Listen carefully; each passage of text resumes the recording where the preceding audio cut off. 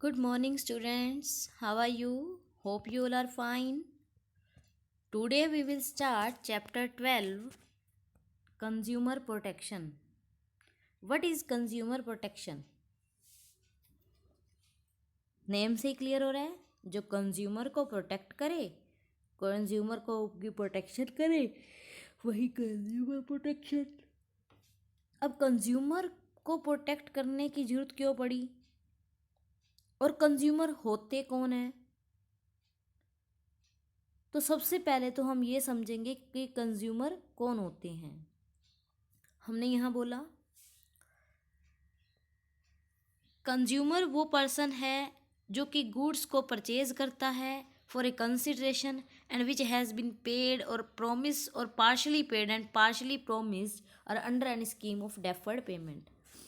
कोई भी पर्सन जब परचेज कर रहा है कोई चीज़ या कोई भी गुड्स या सर्विसेज, तो वो उसके बदले में कुछ कैश पे कर रहा है। अगर कैश पे नहीं कर रहा है, क्रेडिट में कर रहा है, तो इन फ्यूचर पे करने का प्रॉमिस करता है, चाहे हाफ अमाउंट चाहे फुल अमाउंट।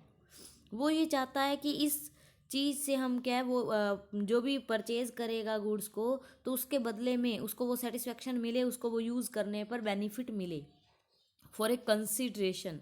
जैसे किसी पर्सन को कोई बीमार है तो उसको दवाई परचेज की, उसने दवाई परचेज की, मेडिसिन ली, तो क्या है दवाइयाँ उसके लिए, दवाई उसने कंज्यूम की, प्रोडक्ट को यूज़ किया, तो उससे वो ठीक हो गया। तो कंज्यूम करने वाला पर्सन कंज्यूमर। यहाँ गुड्स की बात नहीं होती है, सर्विसेज की भी बात होती है। अगर आप इंश्योरेंस की सर्विसेज ले रहे हो, डॉक्टर की सर्विसेज ले रहे हो या अदर कोई मोबाइल सर्विसेज ले रहे हो, तो वहाँ पर आप क्या है कि कंज्यूमर ही कहे जाएंगे। तो कंज्यूमर वो पर्सन जो कि कोई भी चीज़ कंज्यूम करता है, उसके बदले में कुछ पेमेंट पे करता है, हमारा कंज्यूमर कहलाता है। अब बात आती है कि कंज्यूमर प्रोटेक्शन क्या है। To safeguard the interest of consumer is the need of the day as they are the king of the market। Consumer को मार्केट का किंग माना गया है, इसीलिए उसको हर तरह से सुख सुविधाएं दी जाएं, उसको सेफ रखा जाए, उसके जो है उसके हित में काम किया जाए कंज्यूमर के।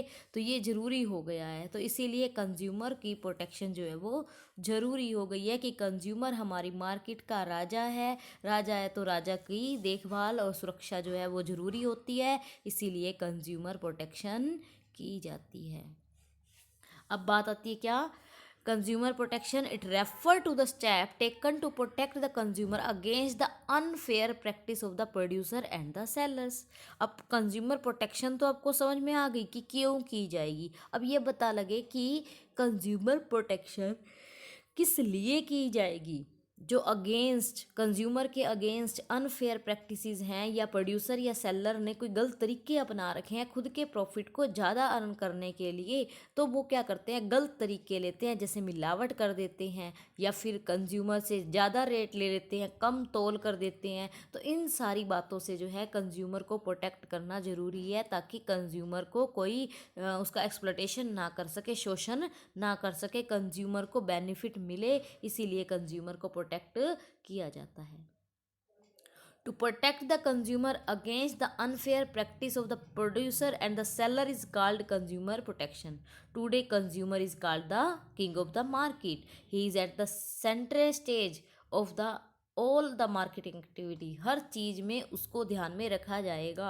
आपने पीछे मार्केटिंग मिक्स चैप्टर किया है, जिसमें हमने क्या किया कि मार्केटिंग मिक्स में हमने क्या किस चीज़ के लिए हमने मार्केटिंग की, कंज्यूमर के लिए। कंज्यूमर की डिज़ायर वांट जो भी होता है उसके अकॉर्डिंग रिसर्च करके ही जो प्रोडक्ट कंज्यूमर को चाहिए वही ही मार्केट में लाया जाता है। तो कंज्यूमर को सेंटर स्टेज में इसीलिए रखा जाता है। फिर producer that the production of the product must confirm to need of the consumer. सबसे पहले क्या है, प्रोडक्शन करने से पहले, प्रोडक्ट बनाने से पहले कंज्यूमर की नीड का पता लगाया जाता है, उसको कंफर्म किया जाता है, और हमको वही प्रोडक्ट बनाना होता है जो कंज्यूमर को चाहिए, जिससे कि हमारा कंज्यूमर जो है वो सेटिस्फाई हो सके। आगे देखेंगे तो अगर आपको सेल इंक्रीज़ करनी है तो वो सारे काम आपको करने पड़ेंगे कि क्या करना पड़ेगा कि कंज्यूमर के अकॉर्डिंग जो है वो आप बनाएंगे। लेकिन कुछ पर्सन सेल को इंक्रीज़ करने के लिए कुछ अच्छे काम होते हैं जिससे सेल इंक्रीज़ हो सकती है। जैसे कि आप क्वालिटी को इम्प्रूव करते हैं तो सेल इंक्रीज़ हो सकती है। प्राइस कम कर देते हैं तो सेल इंक्रीज़ हो सकती है। अच्छे अच्छे एडवर्टाइजमेंट देते हैं जिससे कि लोग आपकी अट्रैक्ट होकर आपके प्रोडक्ट को परचेज़ करना शुरू कर देते हैं, या फिर आप आफ्टर सेल सर्विसेज देकर भी अपने सेल प्रोडक्ट को कस्टमर को सेटिस्फाई करके आप प्रोडक्ट की सेल को इंक्रीज़ कर सकते हैं। लेकिन कुछ और गलत तरीके भी हैं जो कि कंज्यूमर की बातों को ध्यान में ना रखते हुए हम कह सकते हैं कि सेलर ने या मैन्युफैक्चरर ने, प्रोड्यूसर ने कुछ गलत तरीके से भी अपने सेल को या प्रॉफिट को इंक्रीज़ करने की बात की है। वो तरीके कौन से हैं? वो मिलावट कर देते हैं। मिलावट करने से क्या होगा? चीज़ें डबल हो जाएंगी। जब ज़्यादा हो जाएंगी, घटिया क्वालिटी के गुड्स में बढ़िया क्वालिटी के गुड्स को मिक्स करके बेचा जाएगा, तो क्या होगा कि प्रोडक्ट जो है वो उसको सप्लाई कम होने पर गुड्स की इस तरीके के अपनाए जाते हैं कि अडल्ट्रेशन की जाती है, मिलावट कर दी जाती है, जिससे कंज्यूमर बीमार तक भी पड़ सकता है, या फिर कुछ और उसके मतलब कि अमाउंट पैसा उससे ले लिया जाता है, लेकिन उसके बदले में जो चीज़ दी जाती है वो पुअर क्वालिटी की रहती है। सेकंड, हम कह सकते हैं कि वही पुअर क्वालिटी की गुड्स और सर्विसेज। मिसलीडिंग एडवर्टाइजमेंट, जो एडवर्टाइजमेंट में बताया गया था वैसा एक्चुअल में नहीं है, मिसलीड किया गया है वहाँ उन्हें। शॉर्ट मेजर, कम तोलना या अंडरवेट जो है गुड्स को प्रोवाइड करना। Creation of artificial scarcity by hoarding of goods, जमाखोरी करके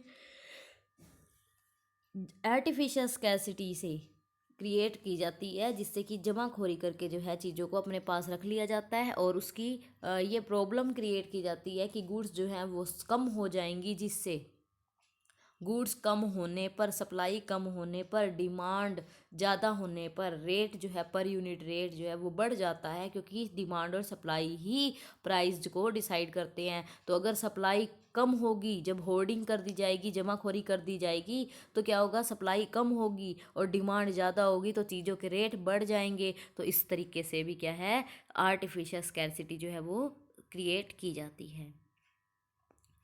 तो आप यहाँ देख सकते हैं नेक्स्ट हमारा पॉइंट जो है वो क्या है कि यही कि दूसरे तरीके जो कि इन सेल को इंक्रीज़ करने के लिए प्रोड्यूसर के द्वारा या अगेंस्ट, हम कह सकते हैं कंज्यूमर के इंटरेस्ट के अगेंस्ट ये तरीके अपनाए जाते हैं, जैसे कि adulteration, poor quality goods, misleading advertisement. तो ये आप अच्छे से समझ चुके होंगे। नेक्स्ट पॉइंट हमारा है some example of exploitation in India, कुछ ऐसे तरीके जिससे कंज्यूमर को एक्सप्लॉयटेट किया जाता है इन इंडिया में। तो यहाँ सबसे पहले देख रहे हैं आप example, A manufacturer of sunflower oil claim in the advertisement publish in A newspaper, national newspaper, that is oil in rich in vitamins, mineral and proteins. On testing all claims were found false. ये example दिया गया है कि एक sunflower oil company ने क्या किया, advertisement दिया कि उसके तेल में जो है विटामिन्स, मिनरल्स, प्रोटीन जो है वो भरपूर मात्रा में है, लेकिन जब टेस्ट किया गया तो ये सारे तरीके जो हैं या सारी जो भी पोषक हैं वो सारे गलत पाए गए। सेकेंड पॉइंट कहता है कि many cloth manufacturer mark their product as poly cotton. Here poly means polynosic and are not polyester. The former material is very cheap as compared to the latter and the consumer are not aware of it. वो ये कहता है कि काफ़ी कंपनियां जो हैं जो क्लोथ बना रही होती हैं वो प्रोडक्ट मार्क करती हैं प्रोडक्ट को पॉली कॉटन से। पॉली मीन्स होता है पॉलीनोसिक, लेकिन वो यूज़ करती हैं नॉट पॉलीस्टर। तो एक प्रोडक्ट जो है जिसमें जो अच्छा है, दूसरा जो है वो ख़राब है। तो पॉली मीन्स पॉलिनोसिक, बट वो यूज़ क्या करेंगी, पॉलिनोसिक यूज़ करेंगी, यहाँ पर पॉलिस्टर यूज़ नहीं करेंगी। अगर वो पॉलिस्टर यूज़ करती हैं तो वो एक अच्छा क्वालिटी का गुड्स है। तो वो कहता है कि very cheap as compare to later and the consumer are not aware of it. Consumer को पता ही नहीं चलता है कि वो पॉली कॉटन का है, पॉलिस्टर है या पॉलिनोसिक का है, क्योंकि कंज्यूमर को पॉली कॉटन दिखता है तो वो पॉलिस्टर समझ लेता है, लेकिन एक्चुअल में यहाँ पर पॉली का मीन्स जो है वो पॉलीनोसिक होता है। तो इसलिए कंज्यूमर के साथ जो है जो कहा जाता है वो वैसा नहीं दिया जाता है। साथ ही साथ अगर हम बात करें कि instant noodles can only be sold in the packing of 100 grams, but in the case of some manufacture they are just 80 grams noodle in the packet. Packet के ऊपर तो 100 ग्राम लिखा है, लेकिन दे कितना रहे हैं, 80 ग्राम्स दे रहे हैं। ऐसे ही एक वुमेन जो कि एडमिट हुई सिविल हॉस्पिटल में अपेंडिक्स का ऑपरेशन कराने के लिए, लेकिन उसका क्या हुआ कि रिमूव कर दिए उसके गाल bladders instead of appendix. Appendix का ऑपरेशन तो किया नहीं, लेकिन गाल ब्लैडर्स जो हैं रिमूव कर दिए, उसके शरीर से निकाल लिए, जिससे उसकी डेथ हो गई और जो है उनको काफ़ी हानि पहुंची। तो यहाँ पर हम कह सकते हैं कि कंज्यूमर को अलग अलग तरीके से शोषण किया जा सकता है। कुछ एक एग्जांपल मैं आपको बताती हूँ यहाँ, जो कि यहाँ बुक में नहीं है। जैसे कि हम अगर बात करें कि देसी घी में विटामिन्स ऑयल या फिर अदर्स जो वनस्पति ऑयल हैं वो मिलाकर जो है मिलावट की जाती है। दूसरा तरीका हम कह सकते हैं दूध में पानी मिलाकर मिलावट की जा सकती है। तीसरा तरीका हम ये कह सकते हैं कि जैसे काली मिर्च होती है उसमें पपीते के बीज मिलाकर मिलावट की जा सकती है। फोर्थ एग्जांपल हम कह सकते हैं कि जो रेड मिर्ची होती है उसके अंदर जो आटे का छान होता है उसको कलर करके मिलावट की जाती है। तो डिफरेंट डिफरेंट तरीके हैं, जैसे कि दालों में पत्थर मिलावट कर दिए जाते हैं। तो ये सारी चीज़ें जो हैं वो हमें कंज्यूमर को शोषण कर दिया जाता है, जिससे कि उससे रेट ले लिया जाता है चीज़ का, लेकिन उसे उतनी वो गुड्स क्वालिटी प्रोवाइड नहीं की जाती है। कम तोल कर, कम माप कर, ज़्यादा रेट लेकर तो वो जो है उसका एक्सप्लॉयटेशन किया जाता है। नेक्स्ट हमारा पॉइंट आता है इम्पोर्टेंस ऑफ कंज्यूमर प्रोटेक्शन। तो इम्पोर्टेंस जो है वो इस चैप्टर में से डिडक्ट की गई है आपके सीबीएसई पैटर्न के अकॉर्डिंग। तो अब हम करेंगे क्या, legal protection to consumer. Consumer को लीगल प्रोटेक्शन जो है वो कर रहे हैं हम यहाँ। क्या लीगल प्रोटेक्शन कंज्यूमर को प्रोवाइड की गई है। तो सबसे पहले तो हम ये कहेंगे कि कंज्यूमर को लीगल प्रोटेक्शन जो है वो एक्ट के अकॉर्डिंग की गई है, सीपीए एक्ट, या फिर हम कह सकते हैं consumer protection act 1986। Consumer protection act में क्या है कि 1986 में एक एक्ट बनाया गया था जो कि कंज्यूमर को प्रोटेक्ट करने के लिए स्पेशल काम करता है। This law offer protection against defective goods, deficient services, unfair trade practices and consumer exploitation. जो भी कंज्यूमर को कम तोल के दे रहा है, कम सर्विसेज दे रहा है, ज़्यादा रेट ले रहा है, तो उन सब के लिए जो है कंज्यूमर को एक्सप्लॉयटेशन के लिए यहाँ पर लोग के अकॉर्डिंग या फिर एक प्रोटेक्शन प्रोवाइड की जाती है। Courts have been establish under this law to provide the benefit to the consumer by protecting their rights. यहाँ पर कंज्यूमर को वो प्रोटेक्ट करते हैं। अलग अलग कोर्ट बनाए गए हैं जिसको हम 3 टायर जुडिशियल मशीनरी या 3 टायर मशीनरी भी कहते हैं। 3 टायर मशीनरी क्या है, जो कि डिस्ट्रिक्ट लेवल पर, स्टेट लेवल पर और नेशनल लेवल पर कंज्यूमर को प्रोटेक्ट करने का काम करती है। डिस्ट्रिक्ट लेवल वाले को हम कहते हैं क्या, डिस्ट्रिक्ट फॉर्म कमीशन। और जो हमारा डिस्ट्रिक्ट फॉर्म कमीशन, उसके बाद स्टेट कमीशन जो कि स्टेट लेवल पर काम कर रहा है, और नेशनल कमीशन जो कि नेशनल लेवल पर काम करता है। और इसके अलावा भी कंज्यूमर प्रोटेक्शन काउंसिल भी इनके द्वारा बनाई जाती हैं, क्योंकि जो कि कंज्यूमर को एजुकेट करने का, प्रोटेक्ट करने का उनको खुद को ही सिखा दिया जाता है कि आप क्या क्या बातों को ध्यान में रखना है। सेकेंड हमारा पॉइंट आता है क्या, the contract act 1982। This act lay down the responsibility of the contracting parties. This act also explains the condition under which the aggrieved party can move against the defaulting party। तो यहाँ पर जो हमारी consumer की contract act है, contract act ये करता है कि जो भी कंज्यूमर ने या अदर पार्टी ने कॉन्ट्रैक्ट किया है, तो अगर दूसरी पार्टी जो है वो अपनी कंडीशंस को फुलफिल नहीं कर रही है, तो उसके अगेंस्ट जो है यहाँ पर डिफ़ॉल्टिंग पार्टी के लिए उसके लिए केस किया जा सकता है। नेक्स्ट हमारा पॉइंट आता है कि कौन कौन से एक्ट जो हैं लीगल प्रोटेक्शन क्या दी गई है। तो sale of goods act, sale of goods act बनाया गया है, जो कि कंज्यूमर ने कोई भी गुड्स परचेज की हैं तो purchase are not according to condition of the sale, मतलब कि this act provide protection to the buyer, buyer को प्रोवाइड करता है in case the goods purchase are not according to condition of the sale. जैसा दिखाया गया था वैसा नहीं होता है, तो क्या होता है कि उसके अगेंस्ट जो है यहाँ पर सेल ऑफ गुड्स एक्ट के अंदर केस किया जा सकता है। फोर्थ हमारा पॉइंट आता है the essential commodity act. Essential commodity act जो होता है कि पर्सन को खाने पीने और ये चीज़ों की अगर वो प्राइस इंक्रीज कर देता है, जैसे अब आपने देखा भी होगा कि लॉकडाउन टाइम में लोगों ने स्टार्ट किया था कि प्राइस जो है वो इंक्रीज़ कर रहे थे, जब उन्हें पता था कि राशन की दुकानों में शायद राशन जो है वो ख़त्म हो जाएगा और पीछे से माल आ नहीं पाएगा क्योंकि लॉकडाउन है। तो उन्होंने जैसे ही प्राइस को बढ़ाना स्टार्ट किया था तो गवर्नमेंट ने क्या किया था, हाँ, कंट्रोल किया था उनके ऊपर। एक पुलिस को भेजकर जो है एक लिस्ट रेट की हर दुकानदार पर लगा गए थे, हर शॉपकीपर की शॉप पर वो लगा के गए थे, जिससे कि उसको कंट्रोल किया जा सके, अपनी मनमर्जी से कोई भी रेट जो है उस चीज़ के ना ले सके। तो यहाँ पर हम कह सकते हैं कि कंट्रोल किया जाता है एजेंशियल कमोडिटी एक्ट के अंदर कि कौन सी चीज़ों को हमने रेट जो हैं वो ज़्यादा हो रखे हैं, जैसे खाने पीने की चीज़ें हैं वो ज़्यादा ज़रूरी हैं, दवाइयाँ हैं, तो उनको कंट्रोल करना ताकि एजेंशियल कमोडिटी जो है वो कंज्यूमर की पहुँच में ही रहे, लोग जो है इससे प्रॉफिटियरिंग होर्डिंग ब्लैक मार्केटिंग ना कर सकें। फिफ्थ हमारा पॉइंट आता है the agriculture produce grading and marketing act 1937। ये एक्ट क्या कहता है कि जो एग्रीकल्चर प्रोडक्ट होते हैं under this act there is provision to check the quality of agriculture produce, the product are place in separate category according to the standard. In this way the products are marked according to the standard and that marks it easy to recognise them. तो जो भी agriculture product हैं उनके ऊपर egg mark लिखा होना चाहिए। तो एग मार्क जो है वो ये रिकॉग्नाइज करता है कि वो प्रोडक्ट जो है वो एक स्टैंडर्ड क्वालिटी के अंदर है और उसके ऊपर मार्क जो है वो दिया गया है।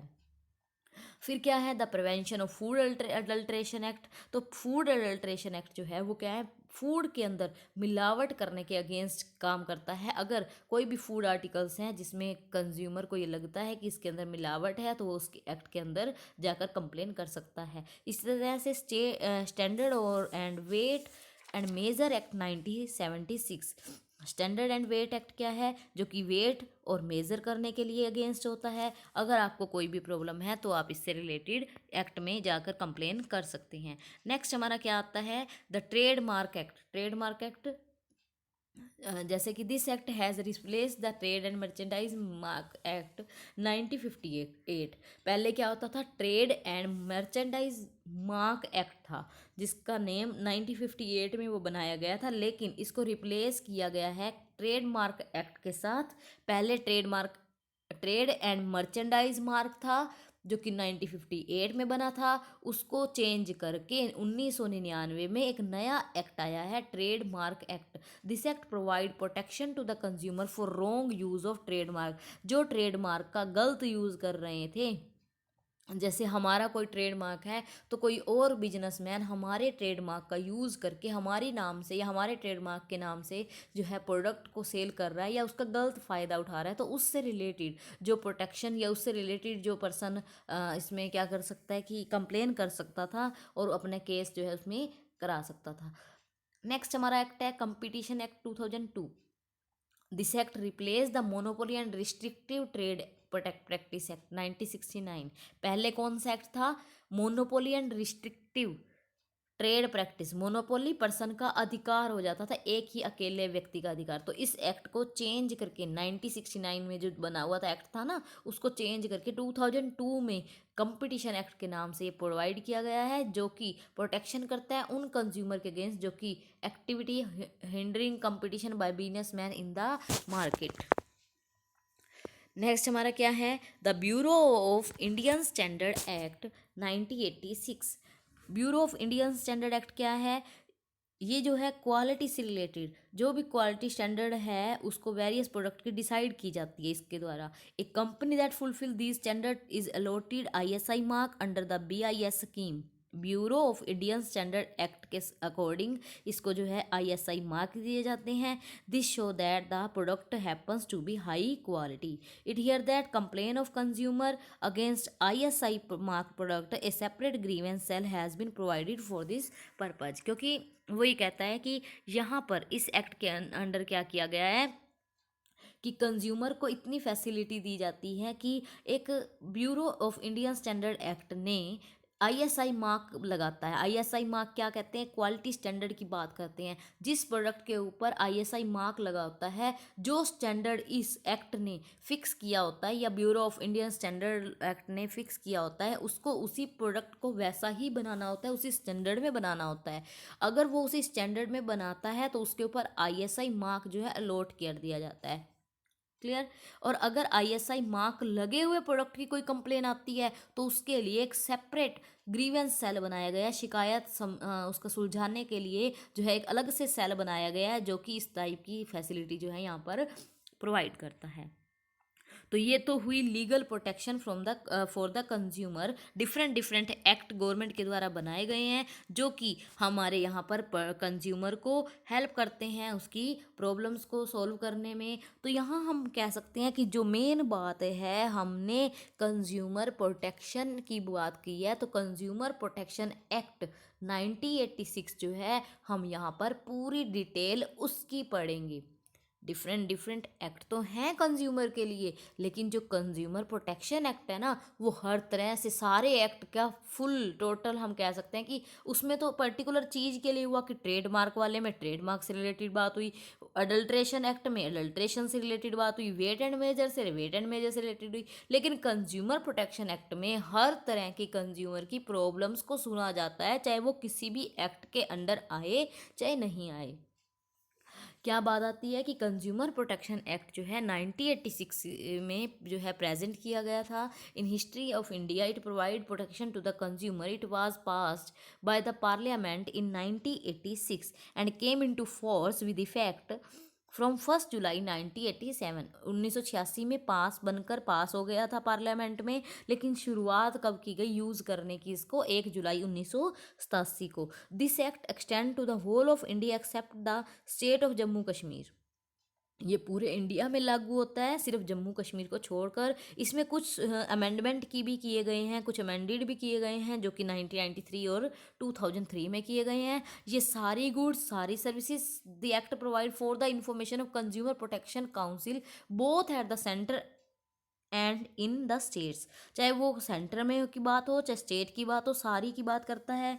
The council has official and non official members. इसके पास ऑफिशियल और नॉन ऑफिशियल मेंबर दोनों होते हैं। इसका मेन पर्पज क्या है कि कंज्यूमर को प्रोटेक्ट करना, कंज्यूमर के इंटरेस्ट को प्रोटेक्ट करना है। तो इसने different different consumer protection act के अंदर ही कुछ कंज्यूमर के राइट बनाए हैं, जो कि बताता है कि क्या राइट हैं कंज्यूमर के, क्या कंज्यूमर को ध्यान में रखना चाहिए। उसके बाद अगर हम बात करें तो इसके अंदर क्या क्या चीज़ें आ सकती हैं, क्या स्कोप है इसका। स्कोप का मतलब किन किन चीज़ों से मिलकर बना है, या इसके अंदर कौन कौन सी बातें शामिल हैं, या इसके फीचर्स क्या हैं। तो फर्स्ट पॉइंट हमारा आता है कवरेज ऑफ आइटम्स। इसके अंदर कौन कौन सी आइटम्स को कवर किया गया है। This act is applicable on all the products and the services. मैंने पहले ही बताया कि सारे प्रोडक्ट, सारी सर्विसेज के लिए जहाँ भी कंज्यूमर कुछ भी जो है फैसिलिटी लेकर जो है उसका एक्सप्लोटेशन हुआ हो, तो वो हर चीज़ जो है इसमें कवर होती है। कवरेज ऑफ सेक्टर की बात करें तो वे प्राइवेट, पब्लिक, कोऑपरेटिव, कोई भी प्रोडक्शन किसी भी पर्सन से परचेज किया हो, चाहे वो गवर्नमेंट एम्प्लॉई हो, चाहे वो प्राइवेट हो, चाहे पब्लिक हो, सबके लिए कंप्लेन जो है वो यहाँ पर कर सकता है। Compensatory nature of provisions. Compensatory nature क्या है। Many act have been passed for the help of consumer. Consumer enjoy the benefit of these act, but if a consumer wishes the consumer protection act can provide extra help. As a result the nature of provision of this act is compensating for the loss of providing extra help. वो ये कहता है कि यहाँ पर जो person को help की जाती है, कंज्यूमर को, वो क्या कहता है कि एक तो कंज्यूमर को प्रोटेक्ट किया जाता है एक्स्ट्रा हेल्प देकर, या फिर हम कह सकते हैं कि जो भी उसकी अगर कोई कंप्लेन रही है तो उस प्रोडक्ट से रिलेटेड कंपनसेट करके, जो उसको क्षतिपूर्ति हुई है उसको फुलफिल करके जो है इस एक्ट में उसको कंपनसेटरी जो है प्रोविज़न प्रोवाइड किया जाता है। Group of consumers right. यहाँ पर एक ग्रुप बना दिया गया है कंज्यूमर के राइट का, मतलब कि कंज्यूमर को डिफरेंट डिफरेंट राइट्स दिए गए हैं, जैसे कि एजुकेशन का, सेफ्टी का, इंफॉर्मेशन का, चॉइस का, रिप्रेजेंटेशन का, रिड्रेसल का। तो डिफरेंट डिफरेंट हम कह सकते हैं कि कंज्यूमर के राइट हैं, तो जो हम कहते हैं कि ग्रुप ऑफ कंज्यूमर राइट। उसके बाद हम बात करते हैं इफेक्टिव सेफगार्ड। ये क्या करता है कि this act provide safety to consumer regarding defective product, dissatisfactory service and unfair trade practice. ये जो है कंज्यूमर को डिफेक्टिव प्रोडक्ट से रिलेटेड या डिससेटिस्फैक्ट्री सर्विस से रिलेटेड या अनफेयर ट्रेड प्रैक्टिस से रिलेटेड जो है कंज्यूमर को प्रोटेक्शन प्रोवाइड करता है, जिससे कि हर कोई पर्सन जो है कंज्यूमर को ध्यान में रखते हुए कोई उसको गलत प्रोडक्ट नहीं देगा, कोई डिफेक्टिव प्रोडक्ट नहीं देगा, और अगर देगा भी तो उसको बदल के देगा या उसकी मनी को वापस करेगा। नेक्स्ट हमारा पॉइंट आता है क्या, 3 टायर जुडिशियल मशीनरी या 3 टायर ग्रीवेंस रिड्रेसल मशीनरी। तो यहाँ पर कोई भी हम नाम जो है इसको कह सकते हैं कि यहाँ ये 3 लेवल पर काम करता है, डिस्ट्रिक्ट लेवल पर, स्टेट लेवल पर और नेशनल लेवल पर। तो उसके बाद अगर हम बात करें तो डिस्ट्रिक्ट लेवल का जो होगा उसको डिस्ट्रिक्ट फॉर्म बोला जाता है, स्टेट लेवल पे जो काम करता है उसको स्टेट कमीशन बोला जाता है, एंड नेशनल लेवल पर काम करने वाले को नेशनल कमीशन बोला जाता है। उसके बाद जब बात आती है क्या है, टाइम बाउंड की। A main feature of this act is the under this the case are decided in a limited time of period. तो एक टाइम पीरियड दे दिया जाता है कि उसको 3 मंथ्स के अंदर या 2 मंथ के अंदर, जो भी टाइम पीरियड उसको कंप्लेन करने पर दिया जाता है कि उसके अंदर अंदर उसकी जो कंप्लेन है उसको सुलझा दिया जाएगा, उससे रिलेटेड जो है उसको प्रोटेक्शन प्रोवाइड कर दी जाएगी। और कंज्यूमर प्रोटेक्शन काउंसिल, इसने क्या किया है, कंज्यूमर प्रोटेक्शन काउंसिल भी एस्टेब्लिश की हुई है, जो कि कंज्यूमर को अवेयर करने के लिए, प्रोटेक्शन एजुकेशन करने के लिए, एनकरेज करने के लिए, अवेयर रखने के लिए एक काउंसिल बनाई गई है, जो कि यही काम करते हैं कि किस तरीके से कंज्यूमर को सही गलत के बारे में एजुकेट किया जा सके, और ये जो काउंसिल है वो ये काम करती है। नेक्स्ट हमारा पॉइंट आता है main provision of consumer protection act. तो different different consumer protection act हैं, जैसे कि हम कह सकते हैं कि कंज्यूमर का मीनिंग उनके पॉइंट से क्या है, या फिर कंज्यूमर की कंप्लेन किस दायरे में की जा सकती है, कंज्यूमर की डिफेक्टिव गुड्स कौन सी हो सकती हैं, या फिर कोई भी चीज़ें जो हैं किस तरीके से कंप्लेन की जा सकती है। तो पूरा प्रोसीजर, जो पूरा प्रोविज़न है वो यहाँ पर मेंशन किया हुआ है। ये हम करेंगे नेक्स्ट वीडियो में। आज के लिए हम इतना ही करेंगे। हाँ, इससे रिलेटेड अगर आपको कोई प्रॉब्लम है तो आप मुझसे पूछ सकते हैं। और दूसरी बात, अगर आप एक भी बार अच्छे से ध्यान से शांति से बैठकर अगर आप इस वीडियो को सुनते हैं तो आपको कोई प्रॉब्लम में भी नहीं होगी ये चैप्टर को समझने में, गारंटी इतनी मैं दे सकती हूँ। हाँ जी, बिल्कुल अच्छे से आप कंप्लीट करेंगे। इम्पोर्टेंट चैप्टर है आपका ये, और बहुत काम का है, अच्छे मार्क्स आता है हम ये कह सकते हैं, और इजी भी है, कुछ इसमें टफ वाली बात जो है वो नहीं है। तो कंप्लीट करेंगे अपना चैप्टर। कोई भी डाउट्स हैं, कोई भी कंप्लेंट्स या कोई भी प्रॉब्लम्स आपको आ रही है तो उससे रिलेटेड आप मुझे कमेंट कर सकते हैं, मुझे बता सकते हैं। Thank you and bye bye, have a nice day.